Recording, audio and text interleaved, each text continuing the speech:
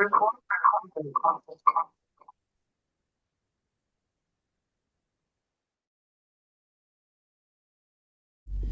shalom, selamat pagi semuanya. Sudah saling menyapa satu dengan yang lain.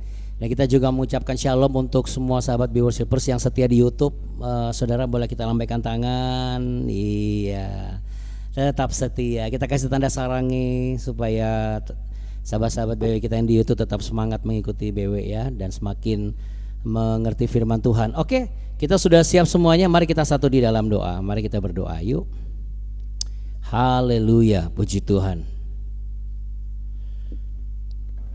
Kami datang dengan hati yang percaya bahwa ketika kami memprioritaskan Engkau di atas segalanya, maka Engkau sudah meletakkan kami di urutan yang pertama dalam hal Engkau memenuhi setiap kehidupan kami dengan kebutuhan kami dan persoalan kami. Ada jalan keluar, ada mujizat, ada kesembuhan, dan ada pemulihan. Dan kami rindu untuk memuliakan Engkau lebih lagi. Dan kami percaya bahwa ada kuasa di atas pujian penyembahan yang kami naikkan, yang akan membungkam kekuatan lawan-lawan orang percaya.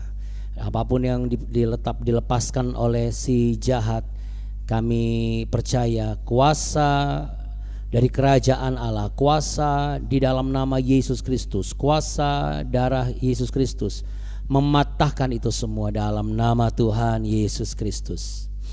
Bapa kami yang di surga, dikuduskanlah namamu, datanglah kerajaanmu, dan jadilah kehendakmu di bumi seperti di surga. Berikanlah kami pada hari ini makanan kami yang secukupnya, dan ampunilah kami akan kesalahan kami, seperti kami juga mengampuni orang yang bersalah kepada kami. Dan janganlah membawa kami ke dalam pencobaan, tapi lepaskanlah kami daripada yang jahat. Karena Engkaulah yang punya kerajaan, kuasa, dan kemuliaan kekal sampai selama-lamanya. Kami akan menerima kuasa itu hari ini. Yang percaya sama-sama katakan amin. Amin, puji Tuhan, haleluya. Ya saudara, karena Tuhan Allah kita bertata di atas doa, pujian, dan penyembahan, untuk itu saya mengajak kita semua menaikkan pujian ini dengan penuh sukacita. Haleluya. Dan hari ini kembali puji Tuhan, anak saya Kak Alden kembali bisa mendampingi dalam pelayanan ini bersama Abu Nikartika tentunya. Haleluya.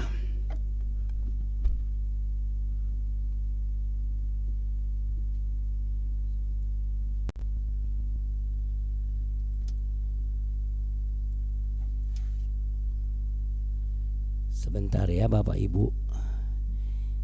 Iya, ini dia.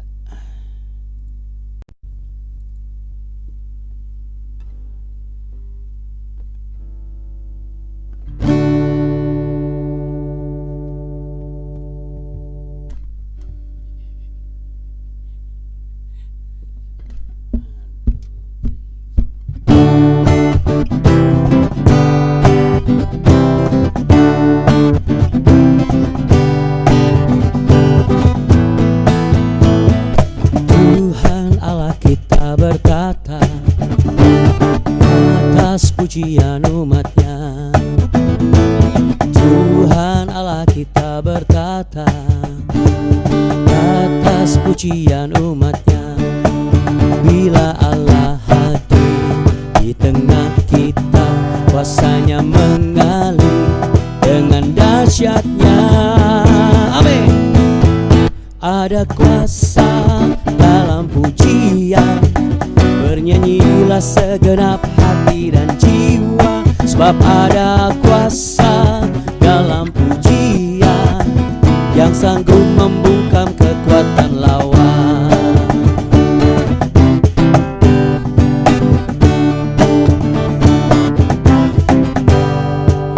Tuhan Allah kita berkata, hey, di atas pujian umatnya. Tuhan Allah kita berkata di atas pujian umatnya. Bila Allah hadir di tengah kita, kuasanya mengalir dengan dahsyatnya. Amin. ada kuasa dalam pujian. Bernyanyilah segenap hati dan jiwa, sebab ada kuasa dalam pujian yang sanggup membungkam kekuatan lawan. Ada kuasa dalam pujian, bernyanyilah segenap hati dan jiwa, sebab ada kuasa dalam pujian yang sanggup membungkam kekuatan lawan. Ada kuasa dalam pujian, bernyanyilah segenap hati dan jiwa, sebab ada kuasa dalam pujian yang sanggup membungkam kekuatan lawan, yang sanggup membungkam kekuatan lawan, yang sanggup membungkam kekuatan lawan. Haleluya,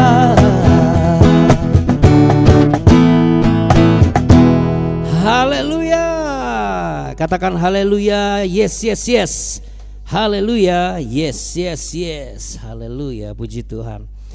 Ya, langsung kita jelang firman Tuhan supaya kita bisa efektif dalam waktu belajar firman Tuhan ini. Nah, untuk itu silakan buka di Nehemia pasal yang ke-10.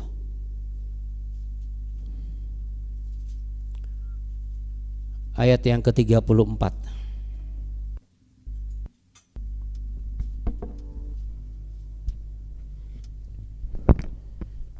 Kemarin kita sudah belajar sampai ayat 33, sekarang kita mulai ayat 34.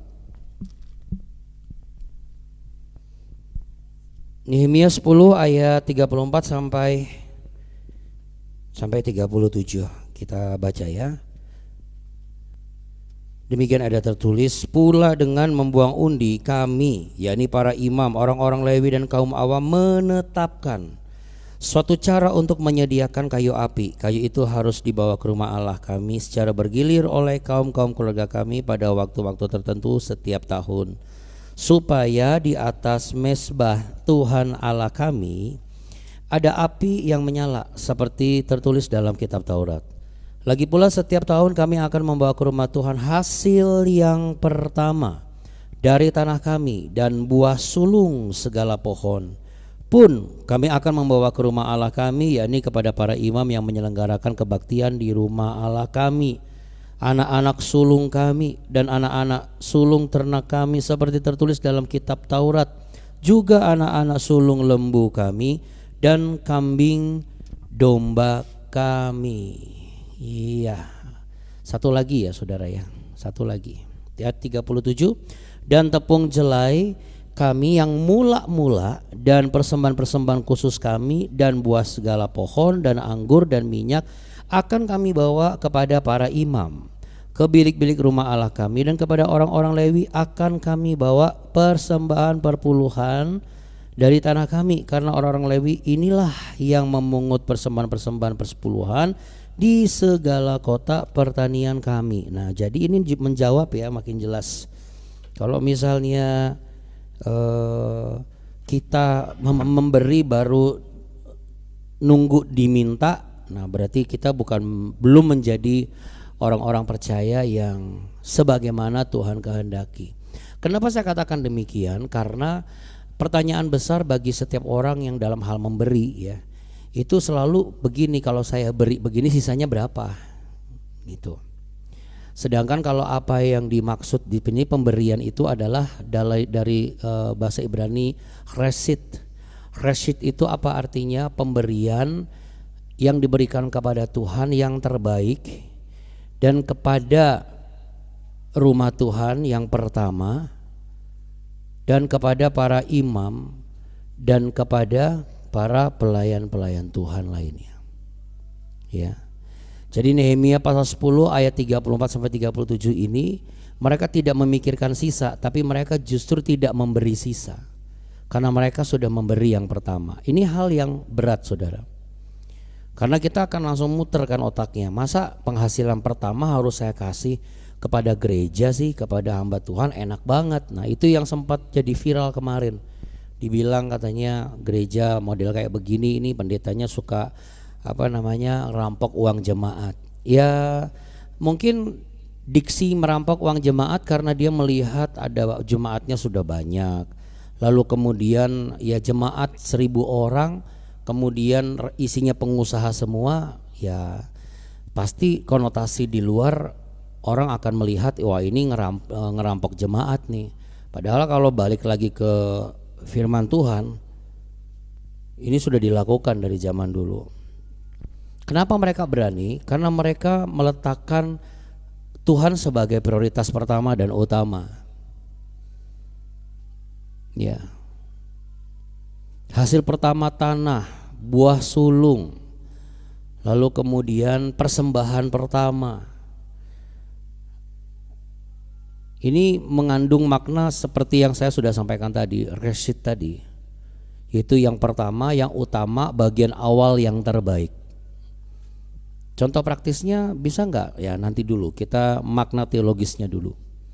Kenapa di sini bangsa Israel sebagai umat pilihan Allah melanjutkan ikatan perjanjian dengan Allah dengan berani mengambil sebuah skema pemberian yang pertama? Karena mereka ingin menunjukkan bahwa inilah pernyataan iman mereka. Kenapa? Seperti yang sudah saya bilang tadi, karena saat kita memberi yang pertama, kita belum tahu kan apakah sisanya cukup. Jadi ketika Amsal pasal 3 ayat 9 sampai 10 yang isinya berkata muliakan Allah dengan hartamu, itu betul memang. Karena buah pertama itu adalah sebuah tindakan bentuk kita percaya bahwa ketika saya memberikan hasil yang pertama, saya tidak akan kekurangan hasil berikutnya. Jadi yang pertama itu menunjukkan siapa yang utama dalam hidup kita. Nah, jadi pertanyaannya sekarang balik lagi ke kita. Selama ini kalau kita berikan kepada Tuhan itu yang terbaik atau yang tersisa? Apa yang kita dahulukan menunjukkan siapa yang kita percayai, saudara. Saya ulangi, apa yang kita dahulukan itu menunjukkan siapa yang kita percayai. Ketika waktu pertama kita dahulukan untuk siapa, itu menunjukkan kepada siapa kita percayai. Ketika penghasilan pertama kita tujukan untuk siapa, itu menunjukkan kepada siapa kita percaya. Perhatian pertama itu kita berikan kepada siapa, itu juga menunjukkan untuk siapa kita percaya. Be Worshippers ini kan memiliki dasar Matius 6 ayat 33, tetapi carilah dahulu kerajaan Allah dan kebenarannya, maka semuanya ditambahkan kepadamu. Prioritas itu menunjukkan kesetiaan atau loyalitas. Memberi yang pertama memiliki faedah apa, saudara? Mematahkan rasa takut. Karena banyak orang sulit memberi, bukan karena tidak mampu. Saya ulangi, memberi yang pertama itu sebenarnya faedahnya mematahkan rasa takut dan khawatir. Karena banyak orang sulit memberi itu bukan karena tidak mampu memberi, tapi karena takut. Ini kalau saya beri, saya kekurangan gak ya? Ini kalau saya beri, saya cukup gak ya? Tetapi kalau kita mau taat hal ini, memberi yang pertama itu sedang menunjukkan bahwa Tuhan dalam keadaan situasi apapun engkau adalah prioritas dalam hidupku. Makanya ini bisa menjadi hal yang sangat bermanfaat kalau kita latih sejak usia dini. Memberi itu bukan kebiasaan orang-orang kaya. Saya ulangi, memberi itu bukan kebiasaan orang-orang kaya dan juga bukan sebagai cara kita dipandang kaya. Tetapi ketika kita memberi, kita sedang menunjukkan kepada orang siapa yang kita percaya. Ketika kita memberi kepada hamba Tuhan, kita sedang menunjukkan bahwa saya percaya dengan hamba Tuhan ini. Dan saya percaya bahwa Tuhan sudah memakai hamba Tuhan ini untuk membimbing saya. Jadi saya akan mendukung pelayanan hamba Tuhan ini. Ya. Memberi itu adalah kebiasaan orang percaya. Jadi bukan kebiasaan orang kaya. Jadi bagaimana menerapkan ini? Ya, yang pertama adalah belajarlah untuk selalu mengingat bahwa ketika kita buka mata, yang kita ingat adalah siapa sumber penghidupan kita. Kalau bukan Tuhan yang menggerakkan orang-orang baik di antara kita, maka dari mana kita dapat pekerjaan, dari mana kita diberi kesempatan melayani, dari mana kita mendapat kemudahan. Kalau kita sudah terbiasa memberi yang pertama itu untuk Tuhan, maka kita pasti tidak pernah lupa untuk menyisihkan berkat untuk Tuhan terlebih dahulu, bukan tunggu sisanya. Lalu setelah itu seperti yang diajarkan oleh Nehemia pasal 10 ini, kita sudah mulai langsung memberikan porsi, oh ini untuk mendukung pelayanan, oh ini untuk mendukung pekerjaan suami, oh ini untuk uang sekolah, oh ini untuk ini, untuk ini, untuk ini. Kalau ini diajarkan dalam keluarga, orang tua ngajarin anak-anak memberi sejak kecil, kita sedang mengajarkan anak-anak kita menghormati Tuhan. Maka hidup mereka akan terus menjadi saluran berkat. Ingat saudara, Kejadian pasal 12 ayat 2 dan 3. Aku akan memberkati orang yang memberkati engkau dan mengutuk orang yang mengutuk engkau. Itu janji Allah kepada Abraham pertama kali.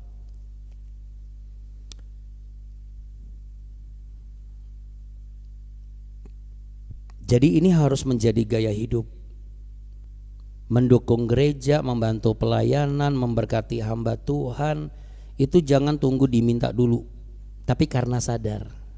Dulu, jujur saja, dulu saya pernah menjadi orang yang begini, yang selalu meng-underestimatekan hamba Tuhan yang nulis dukung pelayanan hamba Tuhan, para hamba Tuhan kirim ke rekening ini. Jujur aja, di hadapan Tuhan nih saya ngaku dan Bapak Ibu semua. Saya pernah juga kok ada di salah satu episode DBW. Lalu saya minta ampun sama Tuhan. Karena apa saudara? Hamba Tuhan ini hidup memang dari situ. Lalu kenapa mereka harus cantumkan? Jujur saja, karena tidak semua orang Kristen sadar untuk memberkati hamba Tuhan. Banyak latar belakangnya, mulai dari kecewa sama hamba Tuhan yang nipu, gereja yang mengecewakan dia, atau hamba Tuhan yang gak bisa diatur sama dia karena dia sudah ngasih berkat lebih. Ya, siapa yang nyuruh? Di dalam Alkitab tidak pernah ada mengatakan bahwa orang yang memberikan persembahan paling gede itu berhak ngatur hamba Tuhan. Gak ada. Yang berhak ngatur hamba Tuhan ya Tuhan Allah sendiri. Lalu kalau misalnya pendetanya itu menipu, berarti sudah tidak murni sebagai Tuhan Allah dalam prioritas pelayanannya. Dia menjadikan kedagingannya sebagai Tuhan Allahnya sendiri. Lalu kenapa kita harus kecewa? Karena hamba Tuhan gak cuma itu aja. Jadi dengan ini juga saya mau menyampaikan juga kepada Anda, kalau misalnya Anda sempat berapa kali dikecewakan hamba Tuhan, ya Anda lihatlah, hamba Tuhan kan banyak, karakter orang juga gak sama semua. Anda pun kan tidak mau kan dianggap sebagai seseorang yang seperti yang saya sudah hindari, karena saya pernah ketemu misalnya, oh ini mukanya kayak begini nih, biasanya suka nipu nih, atau cara bicaranya atau suku dari ini biasa suka tipu. Kita juga kan nggak mau digituin.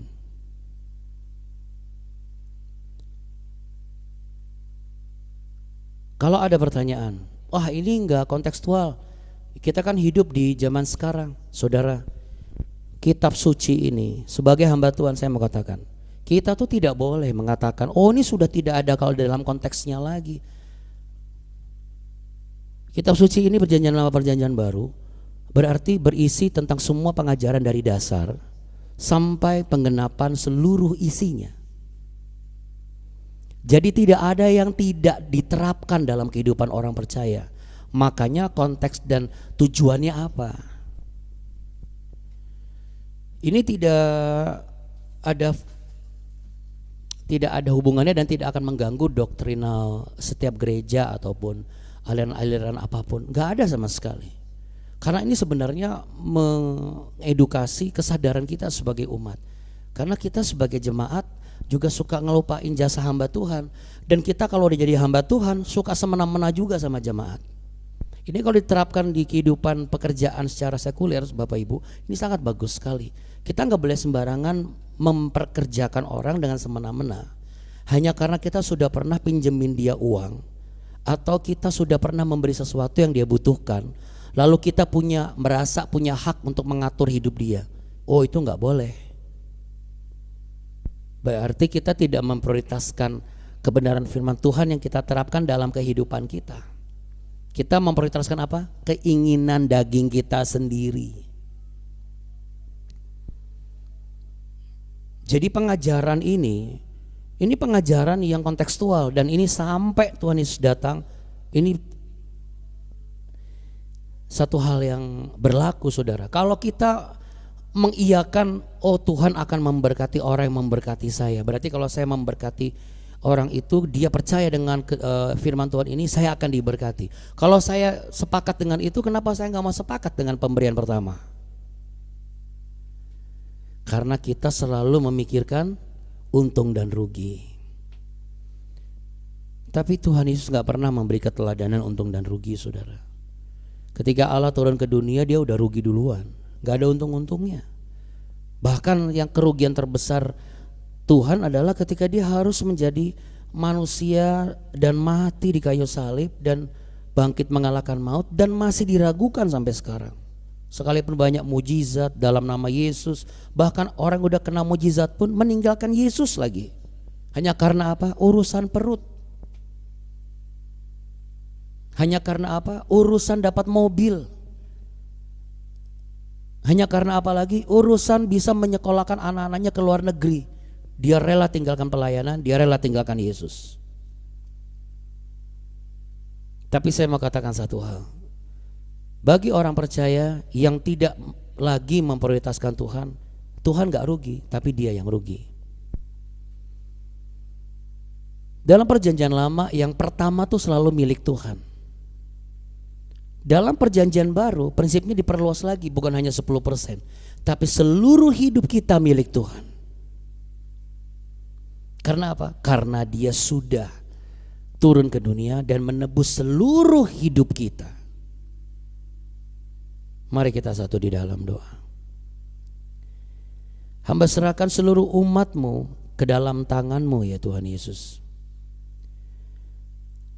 Ampunilah kami kalau kami seringkali memandang rendah, mudah sekali terkecoh dan dengan pemikiran kami sendiri. Hamba berdoa bersama seluruh jemaat dan semua yang ada di komunitas BW ini, mendoakan para misionaris dan para hamba Tuhan dan para gembala yang dalam perintisan gereja dan para hamba-hamba Tuhan yang setia melayani siapa saja, tidak pernah meminta-minta. Tolong perhatikanlah mereka. Kalau Engkau mau menjadikan kami sebagai saluran berkat bagi mereka, beri kami keberanian untuk melakukan ini dengan taat dan setia, karena kami mengasihi Engkau. Ketika kami mendapat berkat, ajar kami untuk memprioritaskan apa yang menjadi milik Tuhan sepenuhnya. Kami tidak menunda-nunda hanya karena kami memikirkan sisanya berapa. Kami rindu menjadi umat-Mu yang bukan hanya sekedar melakukan, menjalankan sebagaimana di zamannya. Tanpa kami sadari kami membatasi kebenaran seluruh isi kitab suci dan pengajaran-Mu. Dari sejak awal mula Engkau menampakkan diri kepada nabi-nabi besar dan sampai kepada Engkau turun ke dunia dan menyatakan diri hingga mati di kayu salib, bangkit mengalahkan maut di hari ketiga dan naik ke surga. Untuk itu hamba berdoa, sebagai hamba-Mu hamba berdoa, biarlah setiap hati terpaut dengan kebenaran ini. Setiap pintu-pintu hati yang sudah lama tertutup dalam hal memberi akan terbuka. Dan hamba percaya kalau itu terbuka, maka selama ini yang membuat sesuatu tertunda, susah, sulit, mandek, itu semua akan dihancurkan dan Tuhan akan leluasakan jalan-jalannya. Kami juga berdoa untuk kesembuhan bagi putri kami Thalia. Tuhan, oleh darah-Mu, oleh bilur-bilur-Mu, apa yang telah Engkau janjikan, kami ikat dengan pengharapan. Kami pegang kepercayaan kami bahwa oleh bilur-bilur-Mu putri kami disembuhkan. Tuhan berkati Tanduhan Jamah dalam nama Tuhan Yesus Kristus. Dan pada akhirnya ya Bapa, sekali lagi ajarlah kami sebagai orang tua untuk mau mengajar, mendahulukan Tuhan dalam kehidupan anak-anak kami. Lepaskan kami dari rasa takut memberi dalam nama Tuhan Yesus Kristus. Kami mau menjadi orang-orang Kristen yang bermurah hati dan menjadi saluran berkat bagi orang-orang yang Engkau pilih. Kemuliaan hanya bagi-Mu ya Tuhan Yesus. Dan saat ini perkenankanlah hamba-Mu untuk menyalurkan berkat, damai sejahtera, cinta kasih setia-Mu dan kuasa-Mu bagi seluruh umat-Mu, seluruh sahabat-sahabat BW yang setia belajar firman Tuhan setiap hari. Bukalah tangan-Mu dan hati-Mu saudara dan saudari yang terkasih. Terimalah berkat, damai sejahtera, cinta kasih Tuhan Yesus Kristus bersama Roh Kudus yang akan selalu menolong-Mu dalam segala situasi. Tuhan memberkati engkau dan melindungi engkau. Tuhan menyinari engkau dengan wajah-Nya dan memberi engkau kasih karunia. Tuhan menghadapkan wajah-Nya kepadamu untuk memberimu damai sejahtera, untuk mengusir rasa takutmu yang selama ini engkau simpan, dan untuk meleluasakan jalan-jalanmu. Maka engkau akan melihat pemberian pertamamu itu semua akan Tuhan tambah-tambahkan. Sisanya bahkan engkau tidak mampu menghitungnya. Dalam nama Tuhan Yesus Kristus. Haleluya. Amin. Selamat pagi, Tuhan Yesus memberkati. Selamat memberi kemuliaan bagi Tuhan Allah kita yang Amin. mulia. Tuhan Yesus memberkati Bapak Terima dan kasih Ibu. Abuna. Tuhan Yesus memberkati. Ya, Terima kasih Abuna. sama-sama. Terima kasih Abuna, Abuni. Sama-sama Bapak Ibu, saya juga harus buru-buru. Ya, Terima kasih ya Bunda. sama-sama. Apa yang amin, amin. Apa yang kita dahulukan itu menunjukkan siapa yang kita percayai, ya. Tuhan Yesus memberkati Bapak Ibu sekalian. Shalom, dadah Bapak Ibu semua. Ya Bunda.